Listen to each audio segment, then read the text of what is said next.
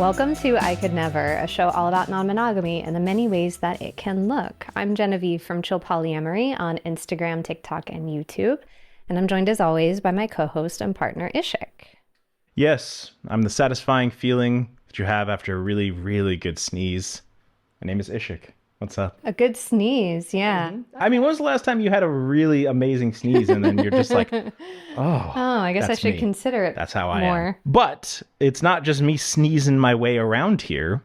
We are also joined by a wonderful guest today, Lily Kerrigan. Hi. Hello. I'm so happy to be here. We are so happy to have you, especially given, for anyone who's not familiar, that Lily is a comedian who tours the country, both alone and with her partner, and dishes out hot takes on love, books, and polyamory online. So we are super psyched to have you.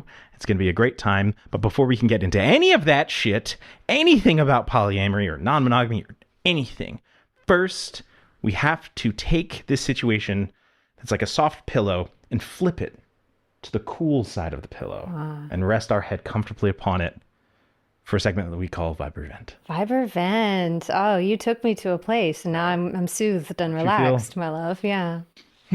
For anyone who is new here, we like to start every show with an icebreaker called Vibe or Vent, where each of us goes around, takes a beat, talks about something we're either happy about this week that we want to vibe about, or something that's upsetting that we got to get off our chest. So I actually want to start today. I'm actually venting today. Because I posted a really sweet video about how you were sweet to me, about how I'm, connecting with my new partner, and it was wholesome and it was heartwarming and it found the wrong side of the internet. No. The comment section, so many people, so many men upset with me. Yeah, like let's be fucking real here. So many men upset. Neutral about people. It was men. It was exclusively men, and it was men commenting on my tattoos and my morality, and specifically, it's the type of dude who I think imagines that I could have been his housewife, right? Like they keep imagining if you were mine or if you were my girlfriend. They keep framing it like that. It's this specific kind of like anger that comes from, oh, you've ruined your body, quote unquote, especially with the tattoos. It's like you've ruined what could have been, and it's just like a weird specific objectification that's pretty annoying when it happens in mass. So, but you are very loving and helping delete them so I don't have to read all of them. And it dies down after a day or two. So it's fine, but I'm in my own little bubble of great people. And sometimes I get exposed to just like the rotten underbelly of the world again. And it's a lot. So That's what I'm venting about today. But I am vibing about the fact that I don't have to interact with those people very often. So for what it's worth. Yeah. But I would love to know, Lily, are you vibing or are you venting today? I will also be venting because today is my last day in town visiting my boyfriend. This is where my boyfriend and my comet partner live in DC, and my other partner lives in Seattle, and I live in Atlanta because there's something about me that makes people want to love me from 5 states away. Aww. And this is the longest I've gotten to spend with my boyfriend because he was visiting me and then I was visiting him. So we had 3 months together, which was really, really nice. And then tomorrow I will go back home all by myself. So I'm feeling a little cranky about that. Long distance sucks, but here we are.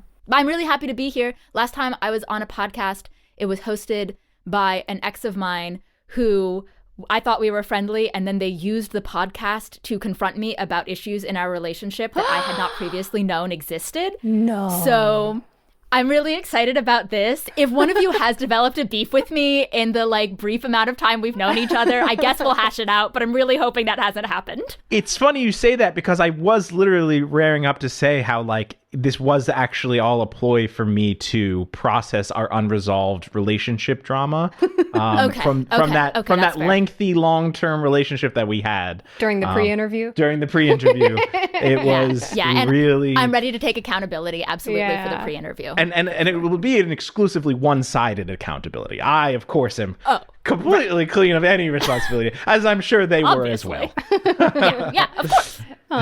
Well, welcome. This will not Hopefully be it will nearly feel- as contagious. That's Well, wild. this is actually a kind of a rare one. More often than not, I'm like the only person who's venting. And this is a rare one where I'm the only one vibing. So Yeah, what are you fuck both vibing of about? you. Oh, such a gracious man. That's the aura and the vibe of a person who's just filled with joy and vibes, good vibes all the time. But ironically enough, what I'm actually vibing about is related to what you were venting about.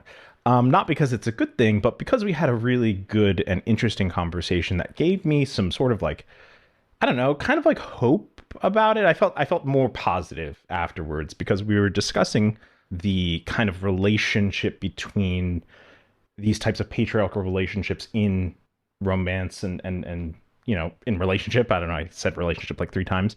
But and how it's sort of tied and analogous to like other capitalist structures with regards to like boss worker dynamics. Oh yeah, husband, wife, boss, worker. Exactly. And when somebody's exploiting you and then you like feel powerless, you feel the need to exploit somebody else. You mean like straight dude gets exploited by his boss, goes home, exploits the wife. If he's like imagining that right wing fantasy, Listen, right? Like, I'm trying to like but summarize like a very lengthy conversation into like a bite-sized bit. And because that's sort of the promise of capitalism and patriarchy, right? Is that you'll be exploited, but you'll get to exploit women because we are the emotional working class. When a woman refuses to be exploited, some men are like, no, I'm supposed to get to do some exploiting. I'm sad. Yeah. It's like, what if no one was exploited? And they're like, no, there must be an exploiting somewhere.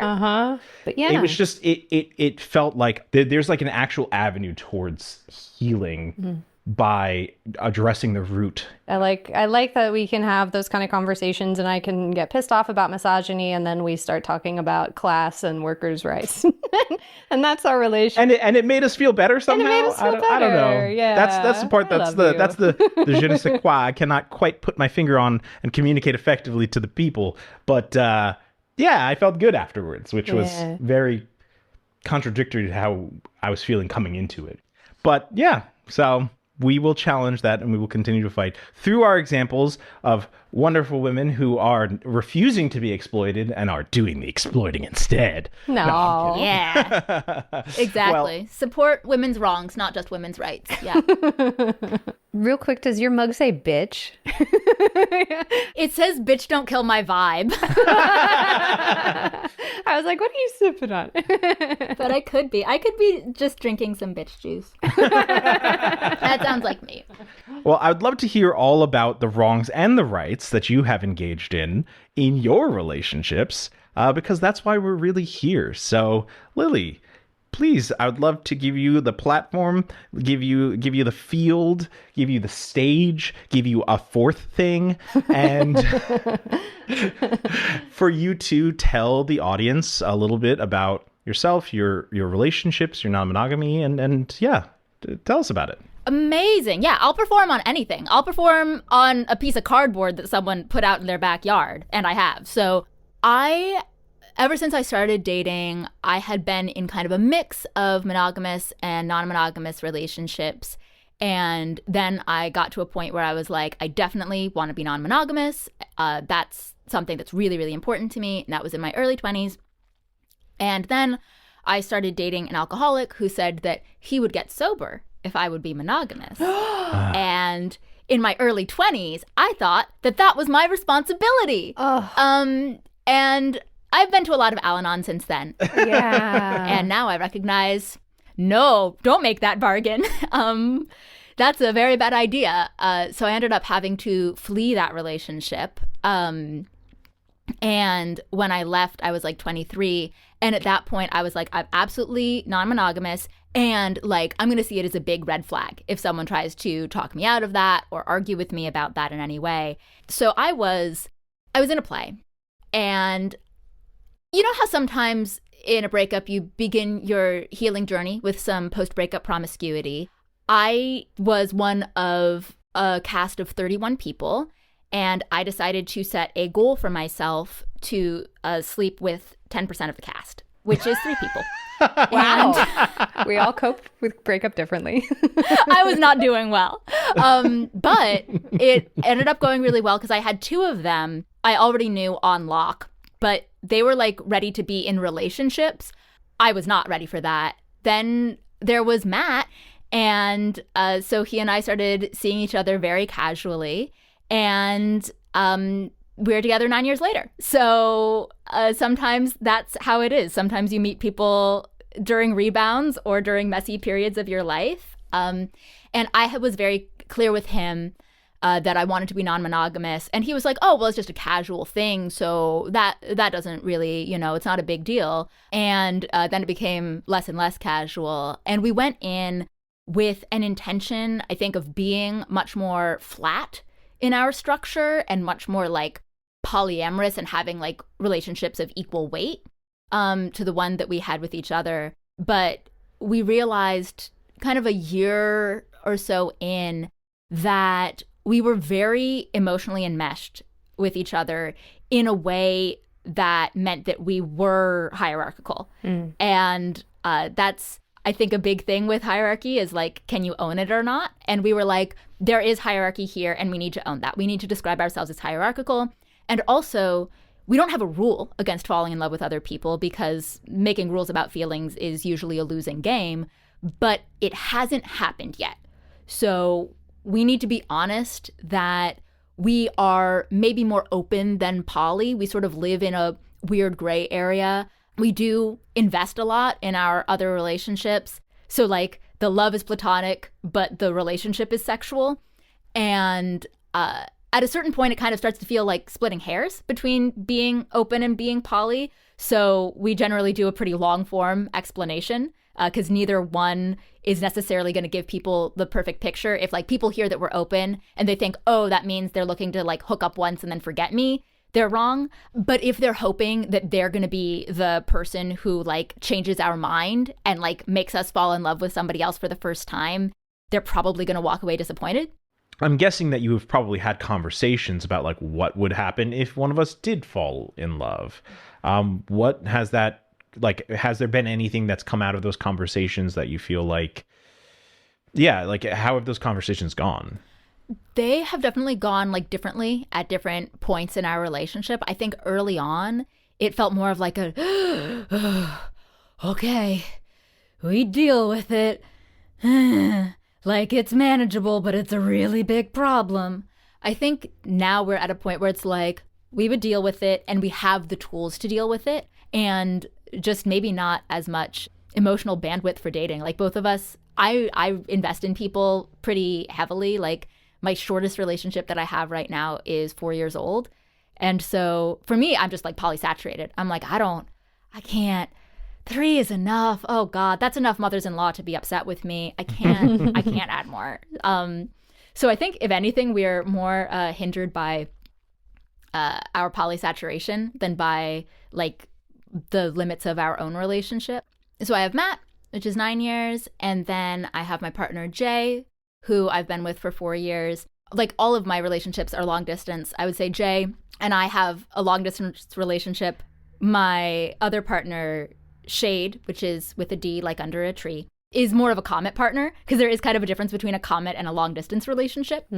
So Shade is a comet who I started seeing back when I still lived in DC, which would have been, I guess, 2018. So like, yeah, 7-ish years.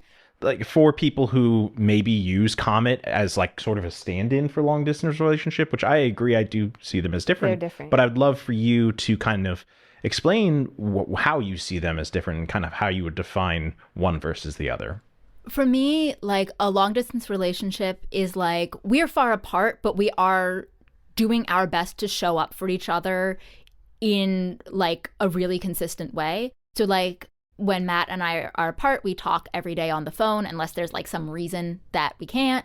When Jay and I are apart, we text every day. For me, a comet is someone where it's more like, I'll see you when I see you, and there's no expectation other than when I'm in town, I will see you. For Shade and me, like, because we both have other relationships. She has a husband and a boyfriend and other local partners. So she has like lots of, her cup is very much like being filled already. But what we decided was like the right amount of contact for us is that once a month we send each other a gift. And then I see her whenever I'm in town. For us, I know that might sound like silly or very small to other people, but for us, that's just enough to remind each other like we like each other and we are going to see each other in the future, even if we're not in really close contact right now. Yeah. And I've been like, it's okay if we're using different words to describe the same thing. Jay has kind of gone back and forth about how he wants to describe me. For a while, he was saying like, well, you're a play partner because we're not on the relationship escalator. And to me, a partner is someone who's on the relationship escalator. And I was like, okay. Well, then, yeah, you should describe me as a play partner if that's what feels right for you. And then he's like, no, you're actually a partner. I use the word partner because for me, I use a partner to describe anyone that like I would have to break up with and that it would change the nature of our relationship if we stopped having like a sexual relationship. So like to me, a play partner is someone that you could just never schedule with again and it wouldn't be a big deal. It would be a really big deal if I just like never visited Jay again. That would be crazy.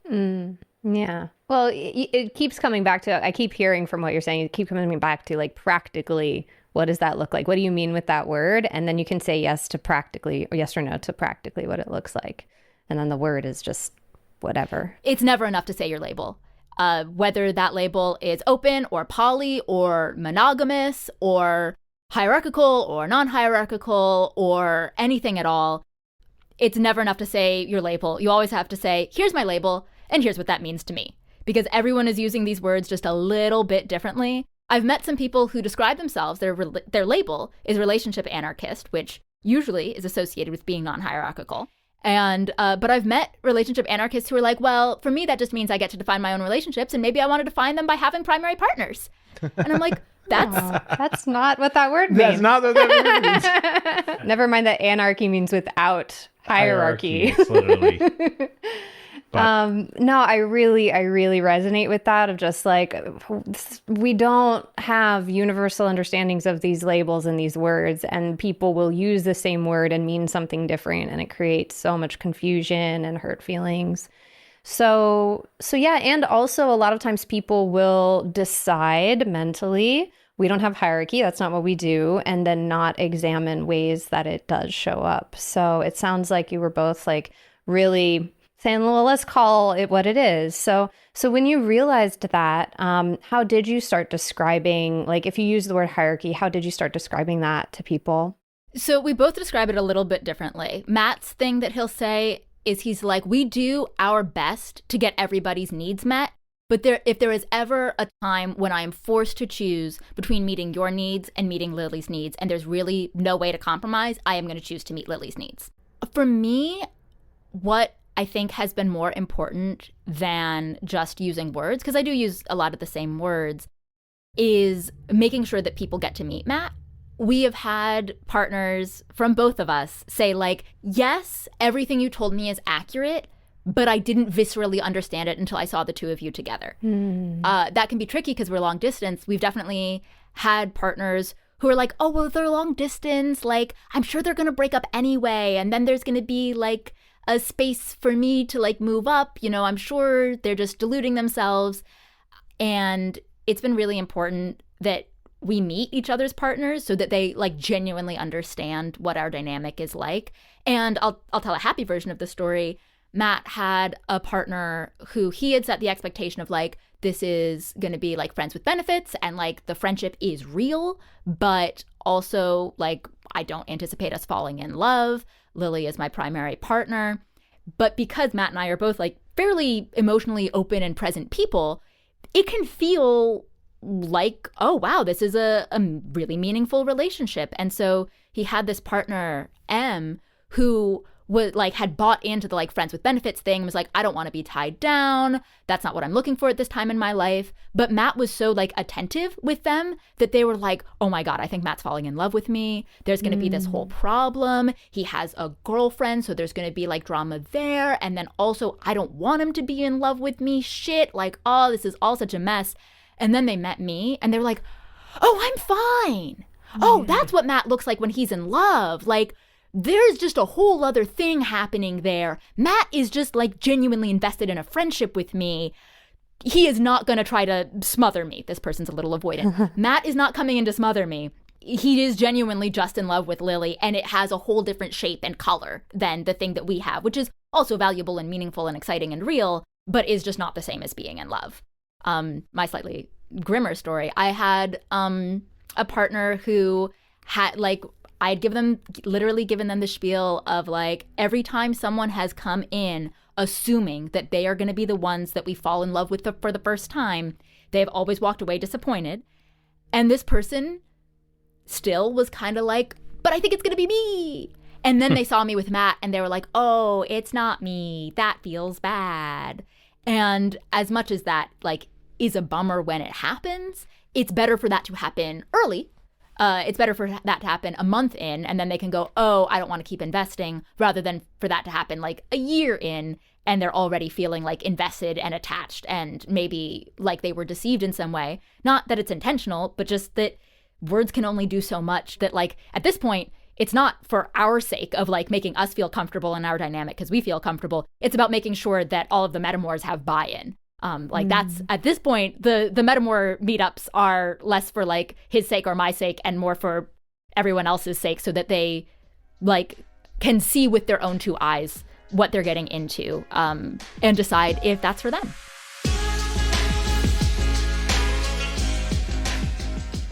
Yeah, so going from that starting place where you were looking for more of this flatter structure, and to where you are now, 9 years later with these various dynamics, can you kind of fill in the gaps there a little bit about how some of your relationships have looked, and how dating has gone across that time? So when I first started dating Matt, for me, like, non-monogamy was like a core value. That's something that I was not willing to compromise on. And he didn't feel very strongly about it. Ironically, he dates a lot more and a lot more easily. He's very, handsome and charming and easy to get along with. And I am a bit of a stronger personality. Sometimes he likes to say that, like, I'm the concentrate and he's the water, and together we make a delicious juice. And so early on, like, he was just dating a lot more than I was. There have been periods of time where he's been dating more people at once than I've dated during our entire relationship. I was also recovering from a very traumatic relationship and not in a great mental health space. And I realized that, like, dating was just destabilizing me more. Like, I had to sort of put a moratorium on that. Like, we were effectively monopoly because Matt could date and I, just for my own mental health, couldn't. Like, that wasn't a restriction he was putting on me. That was just something I realized for myself, that I needed to do a lot more self-work before I felt like I was stable enough. It was definitely a really tough time. If you go into a situation expecting to suffer, you are going to suffer. So if I approached, like, Matt having a date night with a new person, and I was like, oh, that's going to be so hard for me. I'm going to be devastated. I'm going to be home alone and I'm just going to be crying. And, like, I can't do that even though I want to, because, like, I'm so fucked up. If I approached it with that attitude, then I was indeed going to be at home crying. So I learned, like, if Matt had plans with another person, instead of being like, well, I guess I'll just, like, maybe I'll work late or something like that, I would be like, okay, that is a time for me to, like, spend time with a friend that I don't get to see very much, or watch a TV show that Matt really hates. Like, that is a time that I need to do everything I can to have, like, a positive association with those times, so that it doesn't just feel like I'm just this martyr absolutely suffering. Something that I recommend, and this is so dumb and petty, but it does work, is like, we're here for the petty too. I love me some petty shit. Humans are animals, and, like, honestly, something that really helped is that, like, Matt would bring me a treat. Like, every time we went on a date, he would, like, bring me back a little snack, and I was like, yum yum yum, this is great. Get a Pavlovian I was response. gonna say, it'd be like Pavlov's date. Oh, you're going on a date? What am I gonna get? Exactly. Yum, delicious. Positive association created. Like, anything you can do to attend to your own happiness and your own creature comforts in those hard times generally, and then especially for that monopoly structure. I think if the person who is dating can have a little ritual to reconnect. I think that can be useful for any type of non-monogamy, but that was something that was really important to me, especially when Matt was dating and I wasn't, is my family is Buddhist. I'm also Buddhist, but I'm white as fuck, so I have to specify that I'm not a convert. And something that Matt and I do is we read Jataka tales, which are stories of the Buddha's previous lives. And so like every time that he would go on a date and come back, like I would know that we would read a Jataka tale. And like knowing how the evening was going to end or how the morning was going to be if he had been out and spent the night, just even having that touchstone like gave me a little bit of a sense of security in a time when I was really, really struggling to find a place of internal stability. Yeah. I think a lot of people do that, even if they date as well, but if they're just scared, or if it's just nice, but I think it can be stabilizing just to have something to look forward to, and the consistency of doing the same thing that you're going to expect it happens and then it happens, that can be regulating. I think whenever people are practicing monopoly and they come to me and they're like, I'm stressed out, there can be a fear, and sometimes it happens, of the person who's dating fumbling the time management, getting distracted, something's new and shiny, and then there feels like lack at home. Had that ever happened? Or if not, how did you avoid that? That was absolutely a fear that I had, that I was going to be replaced by something new and shiny. There was never like exactly a scheduling faux pas because I tend to manage our schedules. So Matt would always just ask me what was happening. I am the calendar girl in our relationship. But there were times where there would be like sort of a normal amount of poly schedule kerfuffle. I used to feel, and I think he also used to feel, like this pressure of like, because we're hierarchical, it's like our responsibility, because we have this power, to make sure that like everyone's needs are taken care of. And like, it's my responsibility to like check in and make sure that like all of my metamors are happy. And that was, I think, not a great time. Overcorrecting a little bit. That overcorrection, and also sort of that expectation from each other of like, we'll take one for the team. Something that he and I have both worked on a lot is just like giving each other more grace and knowing that like when the scheduling kerfuffle happens, it's not happening at anybody. Whatever person is like new and shiny and exciting does not mean that I'm going to get abandoned, does not mean that I'm going to stop mattering, does not mean that I'm going to be replaced. And so far, no one has replaced me yet. So at one point, I don't know if you can tell, I don't know if we want to put this story on air, but I am going to tell you, and it is fine because I do tell it on stage. But at one point, Jay told me that he had been thinking about replacing me, but that I shouldn't worry because he wasn't going to. And I was like, so what's the point of that? Right. Hey, you were actually really close to being in danger, but you're fine. That's just causing chaos for no reason. Hey, don't mind that sword that Damocles brought. It's just hanging there. It's chill, though, dog. Exactly. Chekhov put a gun on the wall, but there's no way it's loaded. Chill. So what'd you say? I said literally, so here's my toxic trait is when I get very upset, I go into what I call therapist mode. So I just wrote back like, I'm so glad you felt safe sharing. Do you want to say more? Uh-oh. And he was like, no, I'm all good. And I was like, cool, great. I'm so glad that it seems like we're on the same page. And then I was very, very distressed. I was like crying on the floor of my office. And I told this story to Matt because he was in town at the time. And also I was like, well, here's a crazy thing that happened to me today. And Matt was like, okay, I think, are you going to tell him you're upset? And I was like, no, what's the point? And Matt was like, I think I'm going to tell him. And I was like, no, you're not. That's crazy. I underestimated Matt's desire and ability to meddle because he did indeed text Jay and he was like, hey, man, I think you maybe aren't aware of how you came across there. And Jay was like, oh, thank God. I'm so glad you told me. I really didn't know. Okay, I'm going to go fix that right now. And then he bought me 22.3 pounds of a snack that I like that I can't get in the US. He had it imported from Scotland. And what he said to me is he was like, hey, my autism means that I miss stuff socially about like what's okay to say. but it also means I know a lot about shipping routes in and out of Europe. So please have these. And like, I'm really sorry. I would love to actually kind of get into that a little bit about like the metamor relationships between Matt and Jay. Obviously, we're hearing a little bit of some meddling, but like other than the meddling, you know, what is that? They have each other's phone number, they're texting. So I'd love to hear more about that relationship and maybe about your relationship or dynamic with some of your metamors. Yeah, Matt and Jay, I selfishly wanted them to be like BFFs. And they are, I'll say, friendly. They talk about fitness, and occasionally they'll talk about me, especially like every now and again. Matt has been like, "Hey, Jay, are you aware it's Lily's birthday?" And he'll write back, "Oh, thank God." Which one of them was the one that told you that Jay had forgotten? It was Matt.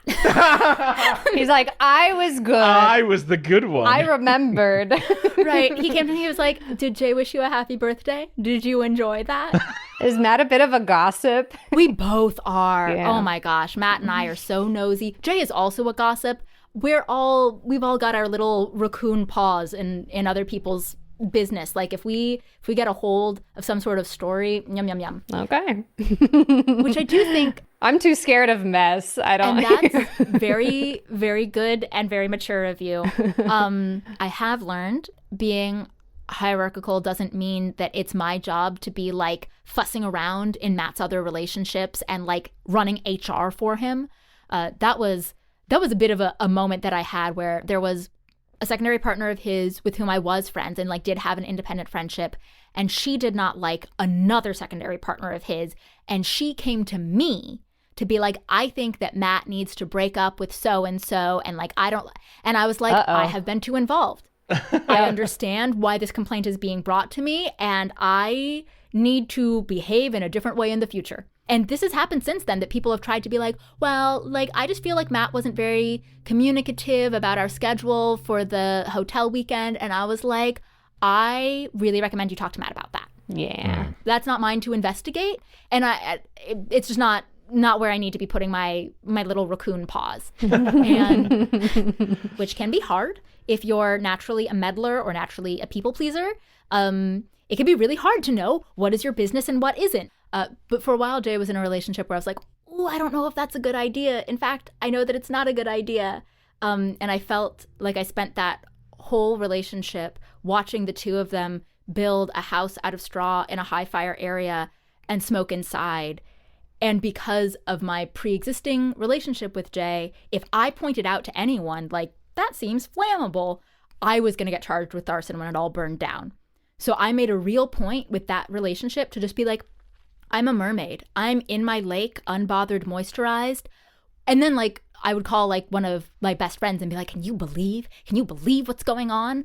But I'm glad that I didn't put that energy anywhere where someone actually involved in the relationship could have ever picked it up, because it meant that the two of them got to live their relationship freely and decide of their own to accord that it wasn't working out, as opposed to me like dripping poison in Jay's ear and then having him later regret that, later be like, "Oh no, like I could have had a wonderful relationship with that person and I let Lily get in my head." Like, that's not what I want for him in his love life, and it's not what I want for me in our relationship.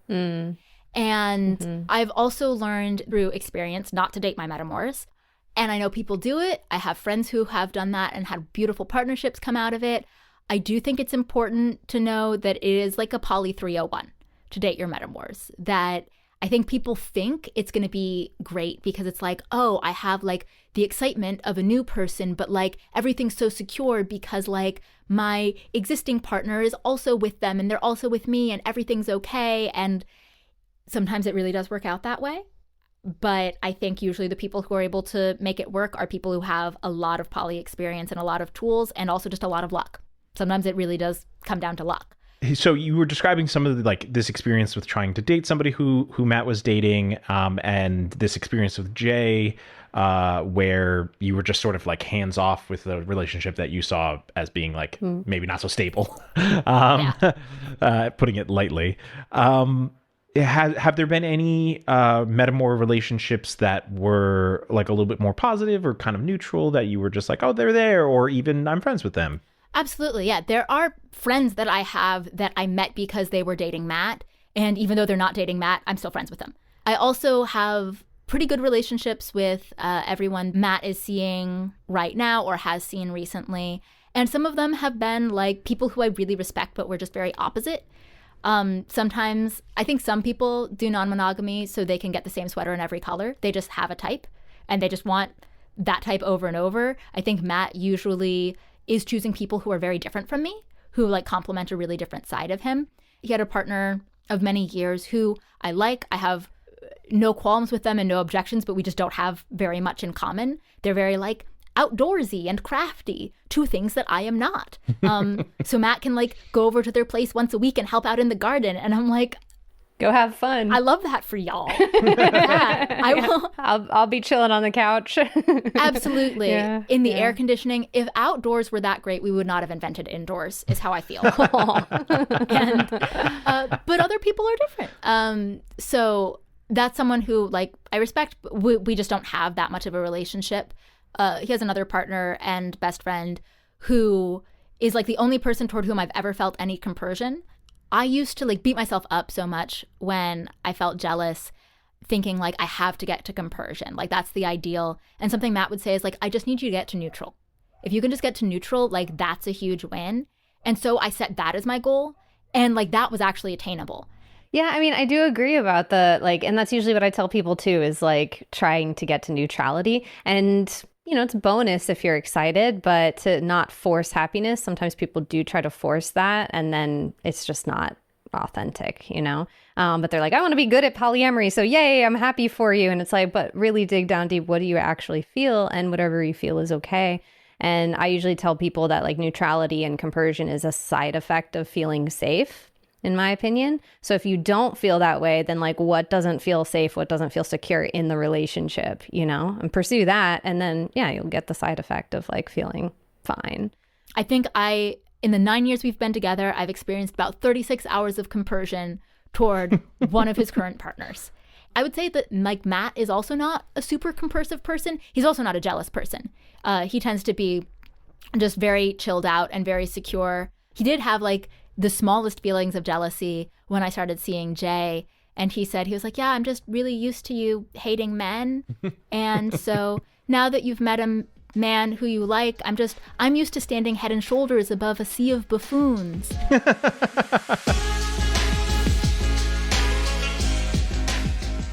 So with Jay, it was scary to imagine him like replacing you in his life. So have you talked with him about like what does that look like to have him expanding his polycule or investing a lot of energy into someone else potentially? A conversation that I have had with him is that sometimes he'll try to like be like discreet and not a gossip by like not telling me what's going on.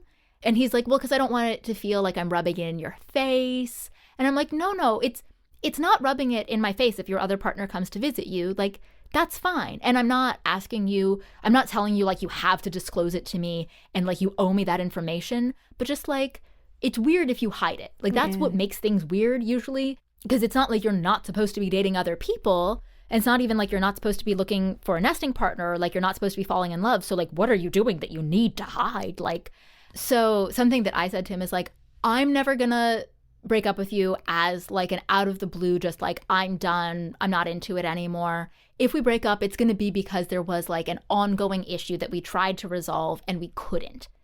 And he was like, okay, that's how I feel about this too. So that has helped me feel more secure that I'm not just going to be like put out into the wind. I'm reminded of a time when I was like in this very like rigid hierarchy place. And there was a guy that sort of ghosted me after about 6 months, like that he was a secondary partner. And I was like, okay, you know, that sucks to be ghosted. And he reemerged a few months later, like, I found who I'm going to marry. And that was the first thing that he said to me. And he was like, no, but you understand, right? Because I was a secondary anyway. So like, you're my secondary. And I was like, there's so much that we didn't discuss. And also it kind of like hit me of like, right. I don't have decision-making power in your life, right? But like also the surprise hurts. That was a rude awakening for me. And honestly, for me, it was like, oh, maybe I don't want hierarchy. It was like chipping away at what I really want. Yeah, I was just reminded of that. That is wild. What's interesting to me, in a previous episode of this season, we were talking to Marla about hierarchy as a discourse, and like frustration with like just what you were saying of people not defining it or using the word to describe 10 different things: rank, status, power, priority, this and that. But I am curious, like, I think for a lot of people, when they hear the words primary, secondary, even for me, sometimes it can be like, what does that mean, So do you ever get that kind of response from people? Do you ever find yourself sort of explaining what it looks like in practice to people? Absolutely. We have a lot of non-hierarchical friends, and we used to attend a discussion group that was very non-hierarchical, which I think is great. I think it's good to have people who are practicing differently than you. One time at discussion group, there was a debate about hierarchy and what it is, and we use the definition that is a concentration of decision-making power. Especially because we are long distance, there have been many times in our relationship where we are spending more time with local partners who are not our primary partners. And so if we start saying like, oh, well, I guess my primary is the person that I'm spending the most time with, someone is going to be very deeply misled. So we try to be like clear that that's what our definition is. In this discussion group, one of the women was like, well, I don't believe in hierarchy because it creates second-class citizens. And even the other non-hierarchical people in the room were like, Meredith, that's a little bit incendiary. Like, we don't need to be that hard on the hierarchical people, like, even though we think the way they practice is wrong. But, like, we don't need to say they're creating second-class citizens. And Matt and I were like, well, she has a point, though. Like, I have made a decision to be child-free. Matt could have gone either way on kids. If I had really, really wanted kids, we would have had them. And the fact that I don't want them means that he's also not going to have them with other people. And like, yeah, that's fair to be like mad that you didn't get to be involved in the conversation about whether you're having kids with Matt.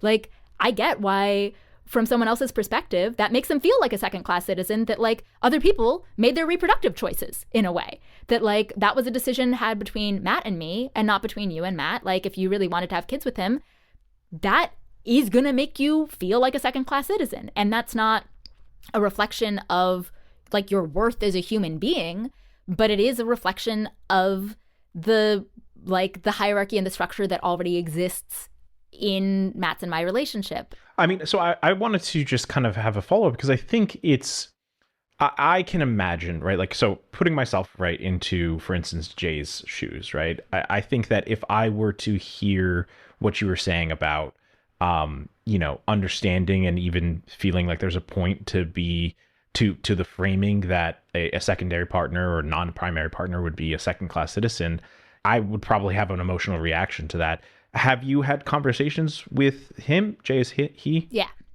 Have you had conversations with him?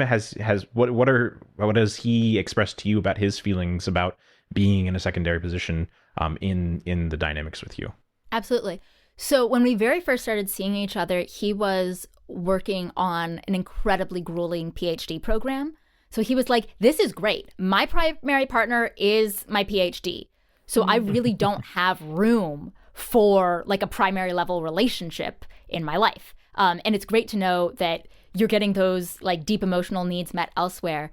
When we first started seeing each other, we were having a lot of the upfront conversations, but we also kind of continuously, I'll check in and be like, is this good? Are you feeling happy?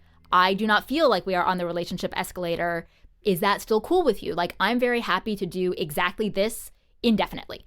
And he had been like, oh, there's like probably very little she's able to give emotionally. She probably can't be really present for me. I probably am going to want more than she's really able to offer. So I'm going to keep an eye on that. But like, there's a good chance that this relationship is going to fizzle out.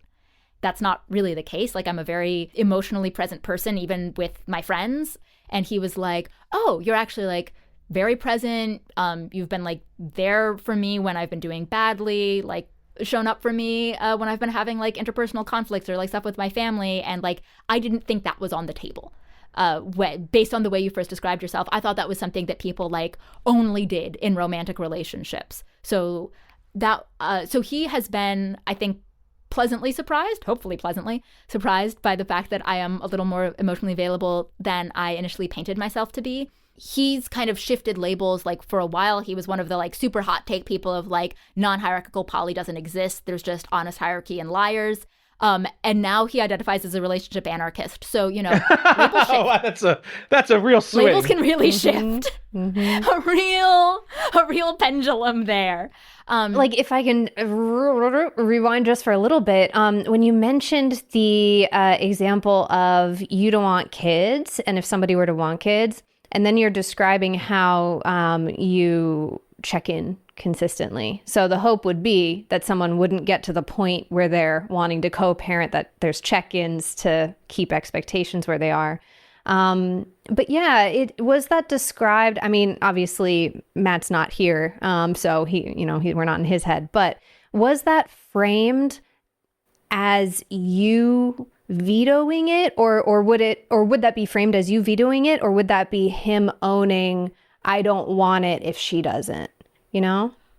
I'm so glad you asked, because I have an absolute soapbox about vetoes. Okay. So my thing with vetoes is that they're not real, because there is not a governmental structure that says like, oh, I veto it, and then it goes like back to the Senate and they try to pass it by supermajority. Like relationships, it's fun to apply political theory to relationships, but it's not actually a governmental structure. So if someone says like, I veto that, like, what are they really saying? Does that mean that you're just going to tell me like you're uncomfortable and you expect me to prioritize your discomfort, but if I don't, that will be manageable? Are you telling me you're going to break up with me if you do that? So my thing about vetoes is like, instead of saying I veto that, say what you mean. Decide what like you're actually trying to communicate, and then communicate that. And I would not say that I have like vetoed us having kids, but I've just been like, well, I very much don't want to, and I don't really want to be like in sort of the extended polycule raising a child. I also like would not really want to be living with kids, and I wouldn't want you to be like living with someone else so you could co-parent, and that meant you couldn't live with me. And like, that's how I feel about that. And that is a thing where Matt has like bought in to prioritize that. And this is actually a bit of a soapbox that he has, which is that anytime that you are hierarchical, especially, but I think maybe just a hinge generally, you should own the choice that you made when someone else wasn't in the room. And that's something that like early in our I'm going to tell you something a little spicy. So I think early in our relationship, he struggled to do that. He would do more of the like, well, Lily said, and like, well, Lily's not comfortable. And then he saw that happening with other people in his social circle. And he was like, oh, that's a bad look. Yeah. That is a lot of like people not taking ownership. He also definitely saw it as like a gendered issue of like men not being able to own their choices and instead being like, well, mom, the old ball and chain is making me blah, blah, blah. Even if you've made the choice to prioritize someone else's choices, you still made the initial choice and you have to own that. I think otherwise you end up with a lot of resentment and you end up with metamors like blaming each other for things that they shouldn't be. The only thing that makes vetoes real is that people buy into them. I think with the idea that hierarchy being like a concentration of decision-making power, right? But then this idea that there isn't veto, that it isn't that you're making a decision, it's that Matt's making a decision. That those kind of feel contradictory to me, and I would love if I would love some clarity about like, so if it is him making the decision ultimately, how does that jive with the idea that there's a hierarchy of decision-making power? Well, how it often looks in practice is that if there's something that like Matt is hoping to do and he's not sure how I would feel about it, he'll ask me like, what we'll talk about is like, how much does that apple cost? Which is like an in-joke / metaphor that we've had friends steal. And it's basically, it's not about asking like, can I, like mother, may I, yes or no? It's about saying like, how do you feel about this? And so like, if I'm truly like, I just don't care, have a great time, whatever, I'm all good, I'll be like, that apple is free. I really don't mind, whatever.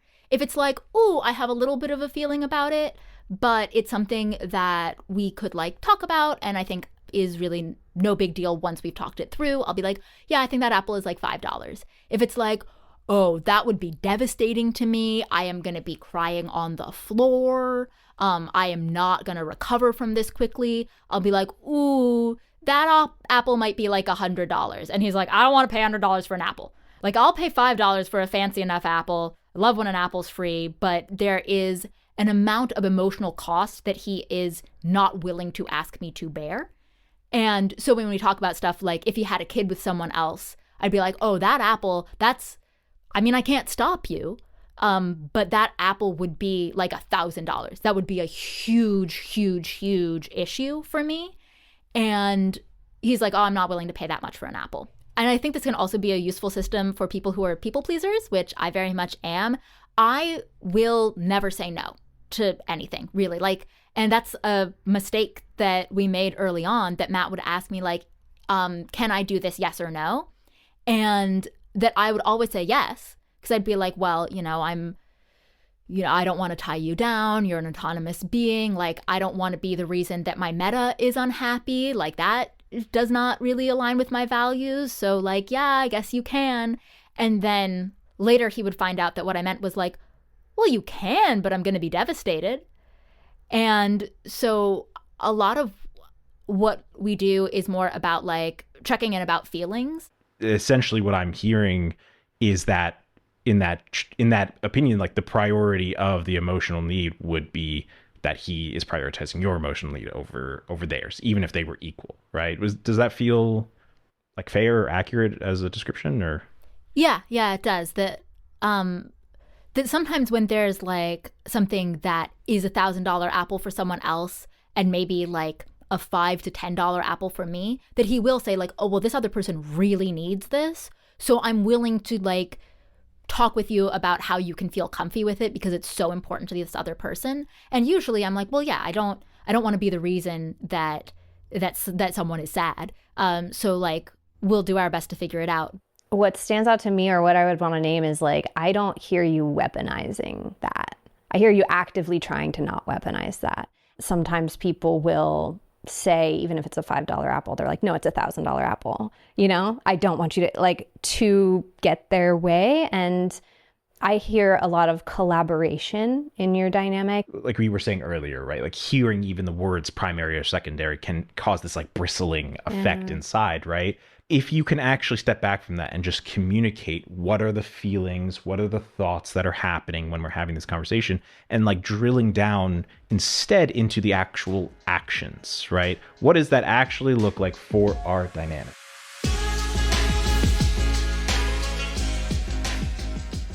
Lily, thank you so much for joining us today. It's been really awesome to talk to you. I think a lot of people are going to really appreciate your perspective and your story and probably see a lot of themselves in it. So it's lovely to have you here. Thank you so much. I was so happy to be here. Thank you for having me. It was such a delight, and exactly as chill as I imagined it would be, and so surreal but so fun. Yeah. Well, I'm so happy that you said yes.